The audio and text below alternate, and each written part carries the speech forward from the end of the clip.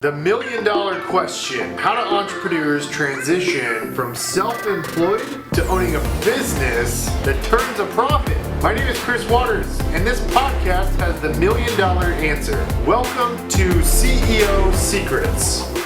Hey guys, it's your host, Chris Waters of CEO Secrets. I'm excited to be joined today with Mike Sardo, the president of Texa Solar, based out of San Antonio.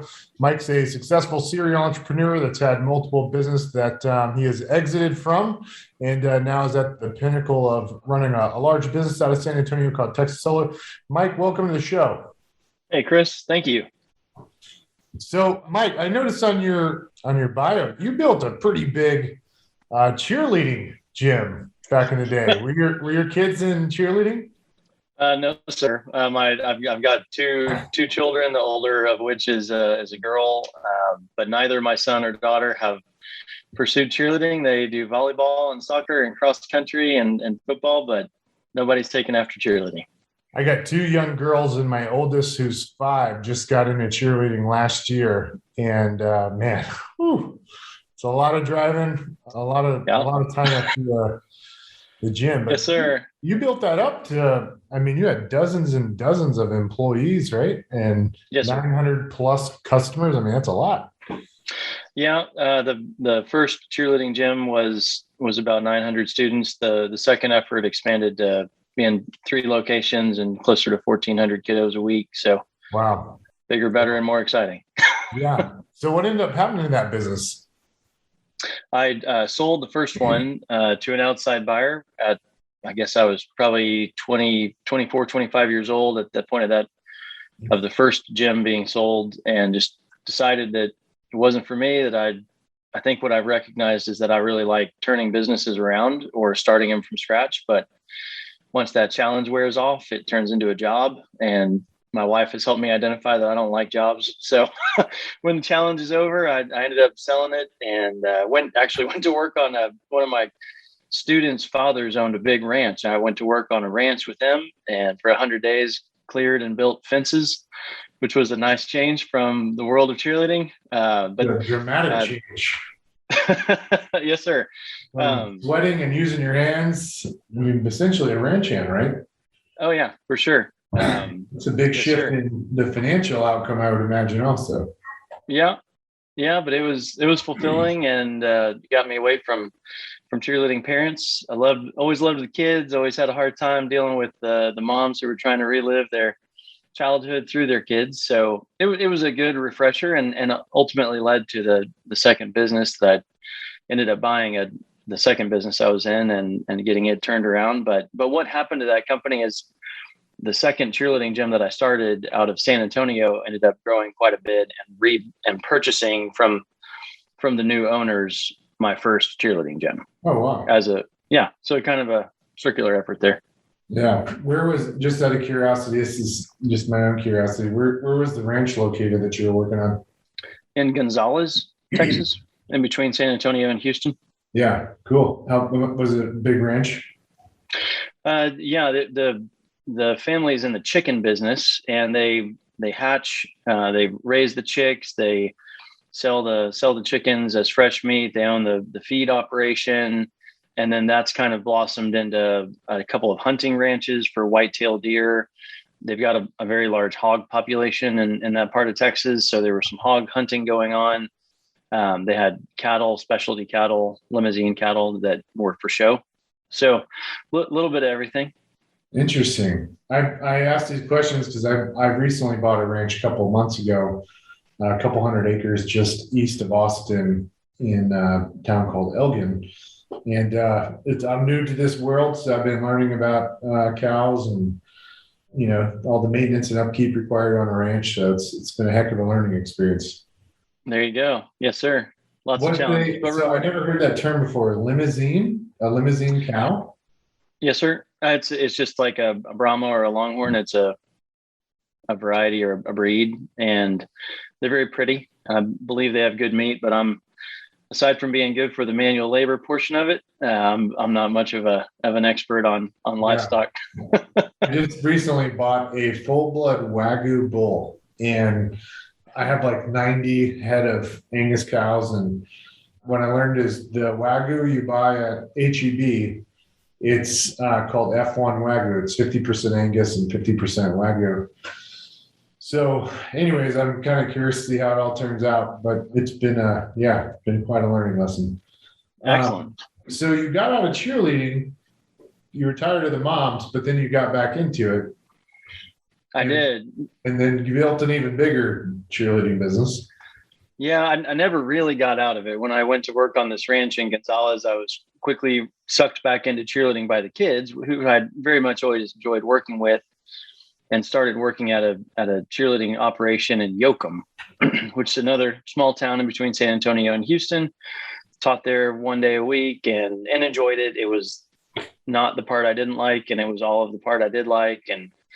And that I ended up moving to Yoakum when I purchased my second company, which was a commercial tree removal operation that also did some commercial landscape, and just kind of hit this neat market segment that was kind of no man's land. There were no big firms that were servicing the residential piece of this part of Texas. And so once I got involved in that, it was very much, manual labor and get dirty and sweaty every day, and go out and work with the guys and just kind of get stuff done mentality, and very much enjoyed it and grew that operation some before ultimately selling it.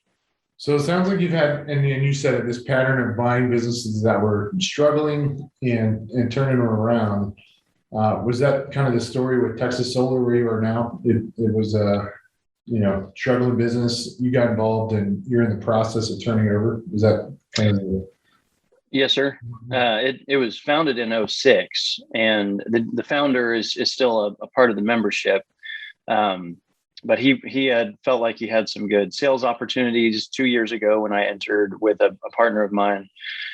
But he ultimately decided that he needed some management help because the business had been up and down. It couldn't find a steady rhythm to run through during that initial 13-year period of operation. So I was lucky enough to get the call and ended up buying most of the company along with the partner that I just mentioned, and retooled the whole company, how it was operating, the direction it was facing. We really looked hard to the market to understand what the market wanted, because it's a lot easier to sell things when you understand that you're selling the thing that the person buying wants to buy.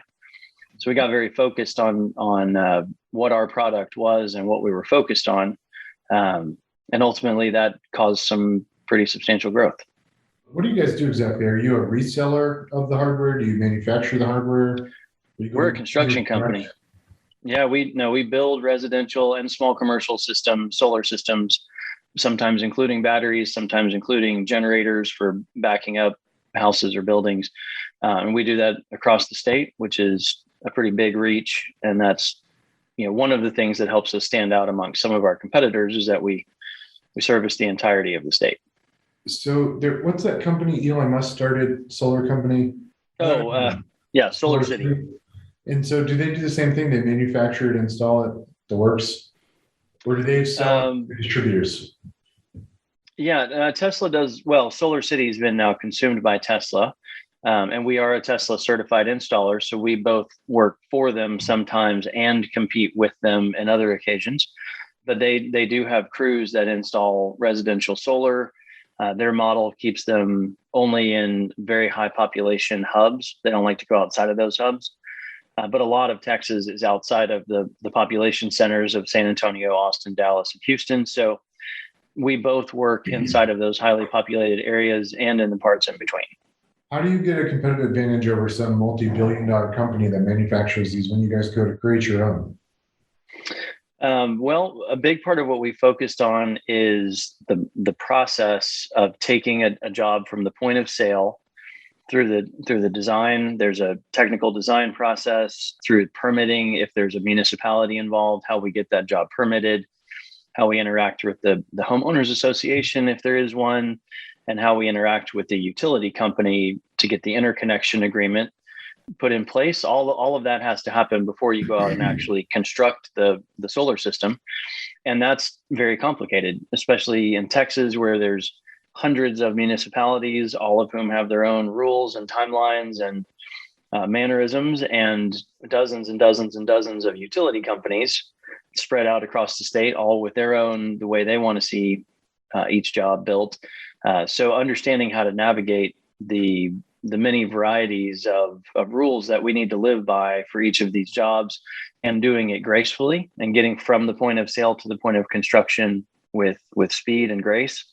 That's a huge part of what we focused on when we bought the company, and have done that successfully, and now have what an investment firm recently analyzed as a 300% faster process than the rest of the industry.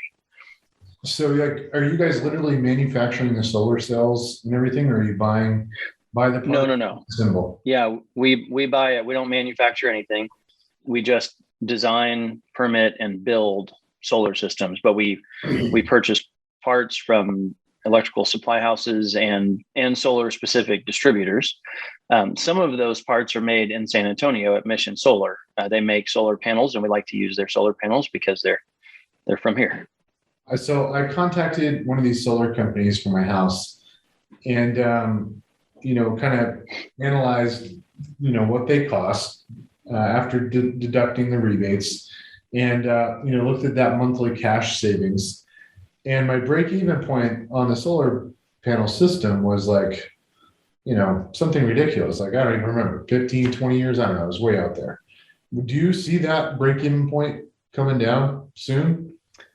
Yeah. And in fact, I'm surprised that turned out to be your analysis. So a big part of the way that many of our sales affiliates pitch solar is with financial backing from a lender, and there's several in the space that like to lend to homeowners who want solar, and they stretch out that amortization period and bring down the interest rate substantially enough so that in many cases your loan payment at the beginning of when your solar system starts producing electricity can be very close to what you're no longer paying for electricity to your utility provider, which creates, if you're looking at it on a monthly basis, it creates a break-even point that's pretty near the point of inception, with the idea that your loan payment is going to remain steady over time, over the 20 or 25 years that you're financing it, whereas utility rates will likely increase as time marches on. So you develop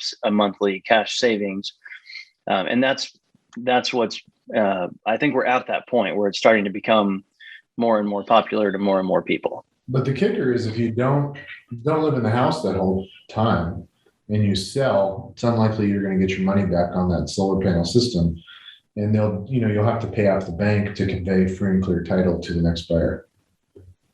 Potentially, yeah. If you don't sell the solar system, correct, yeah. Or you can sell the solar system, and I think it's something interesting that you have to sell it though, right? It's not like you can take it off and take it to your next house, can you?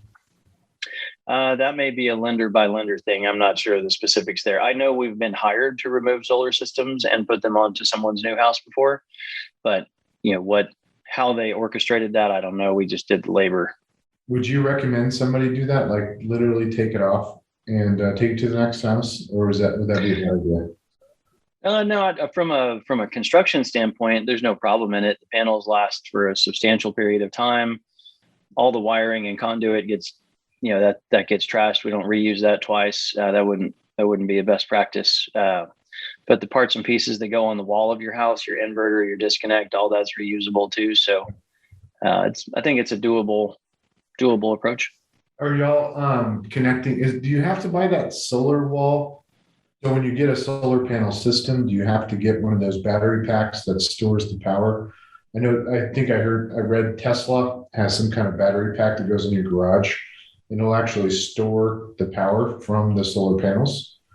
Are you required to buy that when you get a solar panel system? You're not.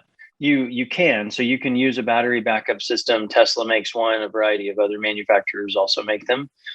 They can operate without solar being involved, so they can recharge themselves from the utility grid and then provide you with power either during higher rate periods, very popular in other states where the premium electricity rates are substantially different during peak usage hours than they are overnight. So you recharge the battery overnight, and then you consume the power that the battery's holding, during the peak hours, or you can have solar panels without a battery, or you can combine the three. Interesting. Well, for people watching this outside of Texas, what was it? 4 months, February, around Valentine's Day, we had a massive power outage in the state of Texas. Do you remember how many residents it was? It was a lot, millions. Awful lot. Yes, sir. I mean, has that caused y'all's business to boom? People wanting to get off the grid and not rely on ERCOT? It caused a lot of people to want generators, which we promptly couldn't provide because there was no supply of generators. But no, I mean, we didn't see a market uptick after that. The business was already booming, so we may just not have felt it with our normal growth trajectory. But it certainly was impactful, and I think brought everyone's attention to the utility grid and the idea that solar and other renewables can certainly ease some of the strain that was existent and helped cause that problem. Yeah. So I want to dive into just what you've done in your career in terms of, and I know some of the key points are management, sales, overarching strategy. I mean, is like across sales, marketing, strategy, et cetera, is there some kind of silver bullet, something like, I don't know, if you're like a carpenter, you got a tool belt with, A, B, and C in it. Like, what's in your tool belt when you go into a company struggling to get turned around real quick and start creating exponential growth? It may be stubbornness, understanding when to be stubborn and when not to be stubborn. I think for sure it helps to develop your own opinion and strategy with the input of others. But then once you get a strategy in place, being able to stick by it and understand that every single thing either helps that strategy or hurts it, and being able to shake off the people and the activities that don't help you reach your goal, like being able to get rid of those activities that are working against you. And focus on, be stubborn about the plan that you've got in place with the good input of others, and patting on the back and rewarding the folks around you that helped you get to that end goal. I find myself going back to my coaching days an awful lot with trying to the servant leadership type of thing, where it's always a good day if I can help somebody around me get better. So if I can help enough of the people that understand the new direction of a company when we're trying to get it turned around, if I can help them get better, then you gain allies and gain momentum towards your end goal. But something you mentioned earlier with Texa Solar, it sounds like you guys have a network of affiliates. Is that something you built, a team of affiliates to help sell Texa Solar? Some yes, some no. Yeah. Some we found or found us, mostly found us. Others we've helped grow. What's your number one channel for sales? What's the medium? The medium, well, so they many of them knock on doors, so it's door-to-door sales. Others sell via the internet. Kind of the beauty in it of sales in solar is that it's very diverse. Like, our pipeline of incoming sales is not dependent on any one methodology. So some of our folks rely on call centers. Some of them rely on educational meetings where they can educate folks who are interested in solar. We've got one group that is about to come online with us that's very online. They're centered around the idea of like Carvana, where you can go, if you're interested in solar, you can go to their website. You can choose how many panels is a good fit for what you're trying to accomplish in terms of how much you spend on electricity every month. And then you can add in bells and whistles, generators, batteries. You can kind of pick the equipment you want. So there's really no salesperson. It's just an educational website that allows you to kind of build an order. And then that order would come to us and we'd get busy with the technical design and then the permitting in the building. So affiliates found you, like you just set up a website. Like what are you doing from a brand awareness perspective so that affiliates can find you? Nothing.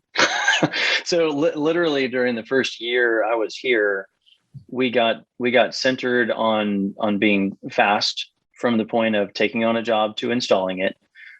We focused on quality and doing a good job, which is not something that that every player in the industry embraces. So we wanted to do it right.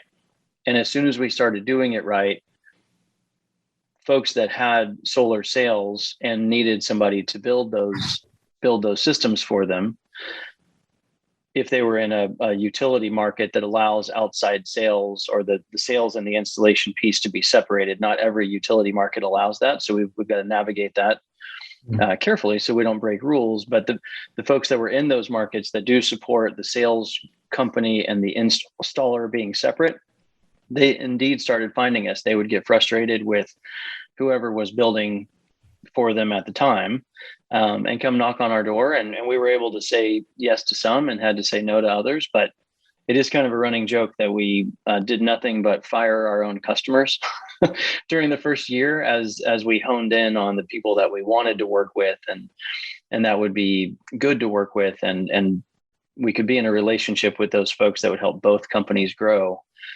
So we did a lot more tapping the brakes through 2020, which is what this Inc. 5000 fastest growing companies list was based on our 2020 growth over, I think, 2017 or 2018.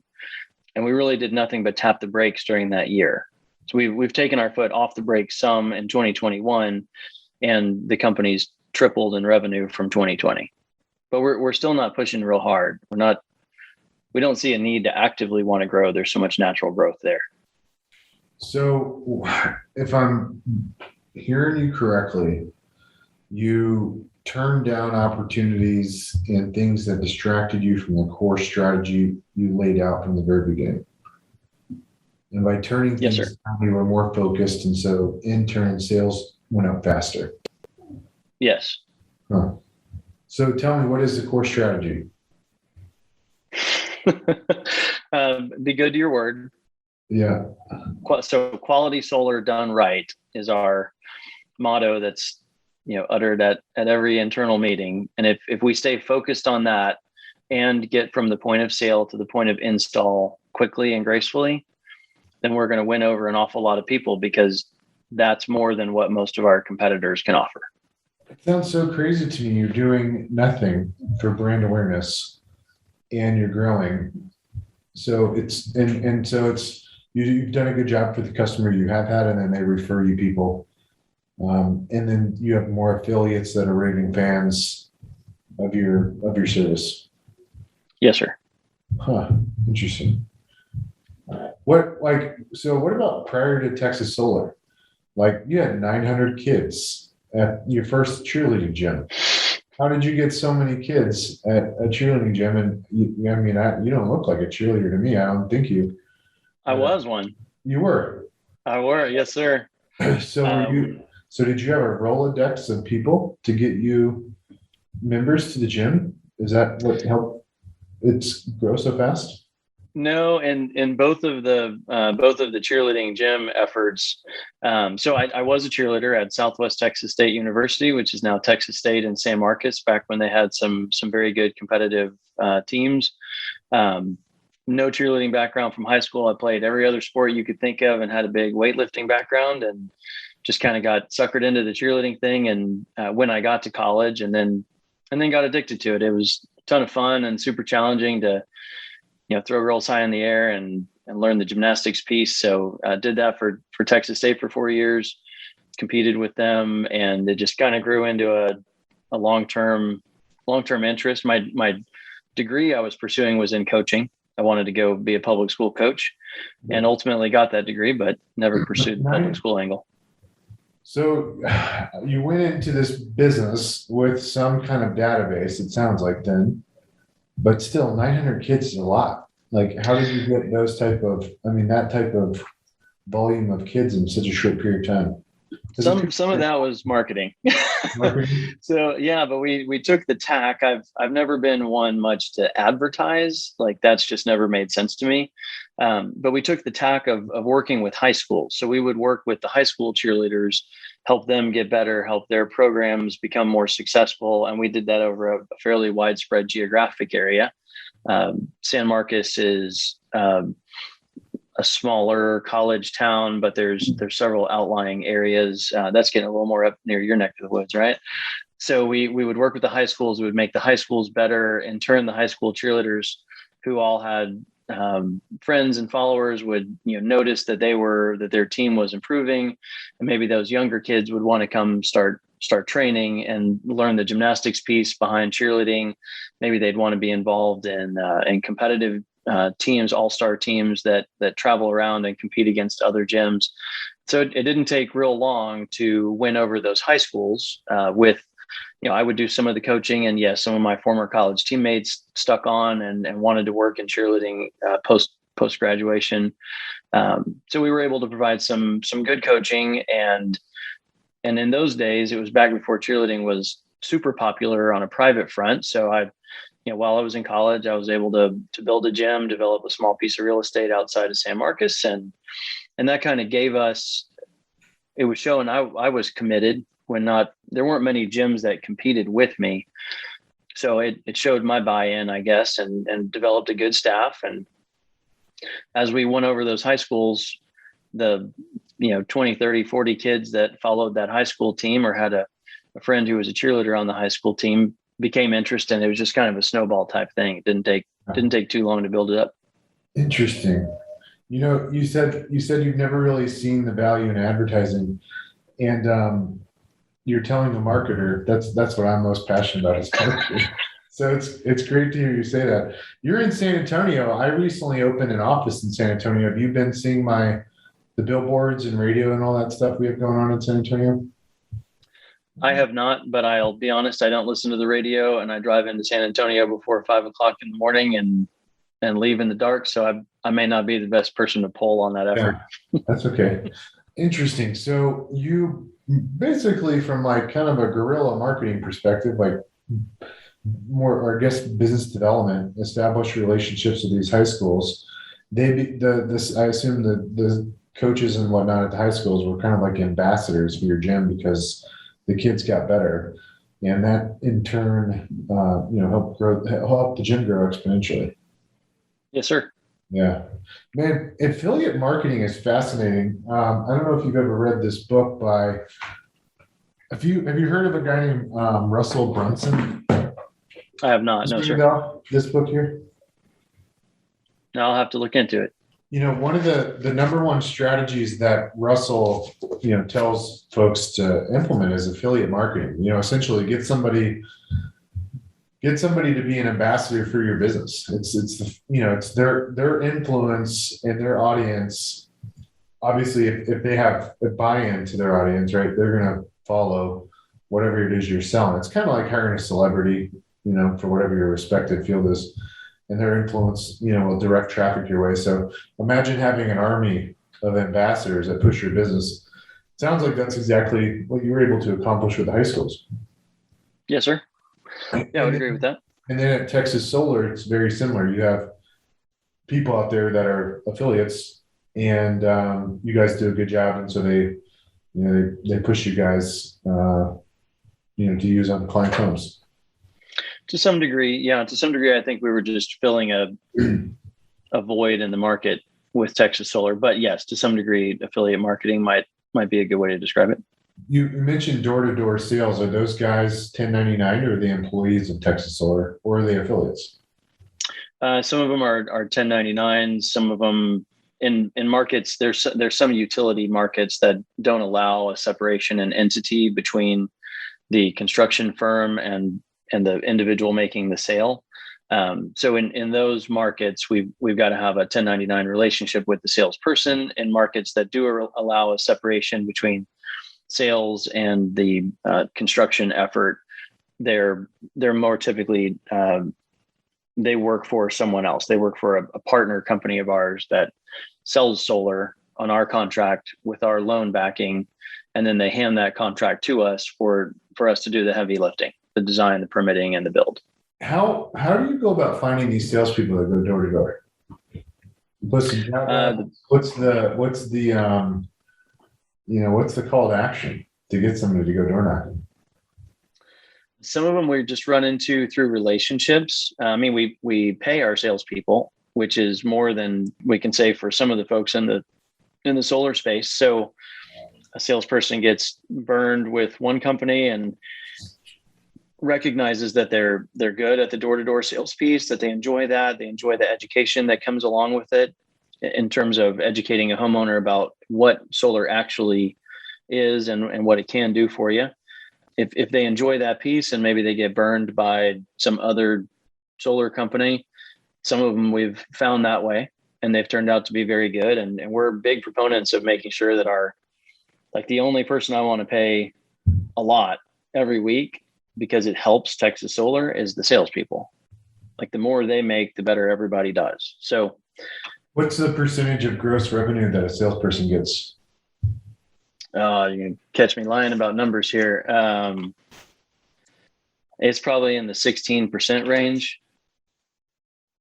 And so like me, I mean, I have, my solar panel in my house, my estimate was like almost 50 grand. So that's $8,000 they would get paid on my Your house. System's a little bit bigger than normal, it sounds, or maybe priced too high. I don't know, one or the other. But yeah, there's in any eat what you kill kind of environment, there's a hefty commission because you've got to be able to, as a salesperson, you'd have to be able to sustain getting told no many times and still have the fortitude and the drive to go out and have that next conversation. So if I'm picking up on some secrets here to share with the audience, the first one I'm picking up on is go in an industry where you don't have a lot of competition and the market timing is such that it's something that is very interesting to consumers. The other thing I'm picking up is on the power of ambassadors or salespeople and affiliates, and then finally just quality of work.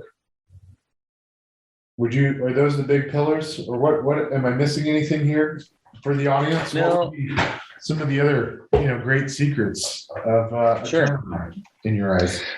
I wouldn't say sure, if you can find an area to go into where there isn't competition, cool. Those are going to be far and few between. I would say go into industries where you can beat your competition, which is very much what we've done. We've got a firm that we work with that's doing some macro analysis of the industry for us.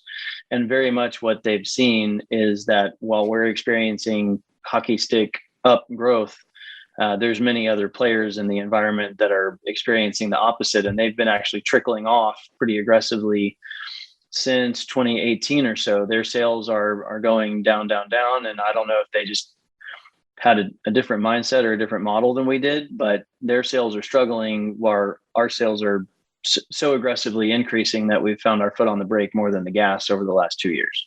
Right. Interesting. All right. So you guys service the whole state of Texas. So if we have anybody listening to this show that is looking to get a solar panel system installed, if they're in the state of Texas, you cover them. Is that right? Yes, sir. Okay. Well, where should people go to learn more about your company? They can go to txsolar.com. It's a website that's intended to service the first of our two customers, and the first of our two customers is our sales affiliates. The second and more important of our two customers is the homeowner that wants solar, or the business owner. But certainly if they get in contact with us through that website or by calling our office, we're happy to point them in the direction of a sales partner that can help them identify what size system is best for them. Cool. All right. One last question before we go. Okay. What's the big, grandiose plan with Texa Solar? You're going to build this thing up to be a juggernaut and sell it? What's the big grandiose plan? I don't know. I never. Years from now, what does the future look like? Who knows? My wife would tell you that I'm the worst person in the world to ask that question of. Anytime I enter a company, whether it's a startup or a turnaround, I never have the intention of getting rid of it, of selling it. Sometimes the stars just align and it becomes something that we do want to sell. So that's not something that we feel is on the immediate horizon. We're starting to, as the company has become bigger and bigger in terms of revenue, it's started attracting some attention from investors. It's been bootstrapped up to this point, and to get a company from a point of basically zero net revenue to the point of 85 million or so in gross revenue, which is what we're expecting for 2021. That's a heck of an effort to bootstrap. So we're excited to have made the journey and excited for next year. But if we want to keep expanding, when we've had 6 offers from other states to go install there from our sales affiliates that operate in other states that we've turned down. So we certainly could decide to keep growing this booger if we decided to, and actually see what happens when we put our foot on the gas pedal some, see how much we can grow there. Or we can just stay focused. I mean, I think we're at a real comfortable point right now. So we're not against the idea of taking on some investment to continue growing the effort. And we're also perfectly happy to just start cruising along a little bit here. Take a breather. Man, hey, congrats on your success getting on the Inc. 5000. One of the fastest growing privately held companies in America. That's a major accomplishment, especially here in its bootstrap. That's freaking amazing. And for you guys tuning in, be sure you hit up Texa Solar. For those of you in Texas, Mike, thank you so much for being on the show today. A lot of great little nuggets for all of our entrepreneur and leaders out there listening to the show. Guys, if it's your first time tuning in, be sure to hit that subscribe button, and we'll see you next time. Bye, everybody.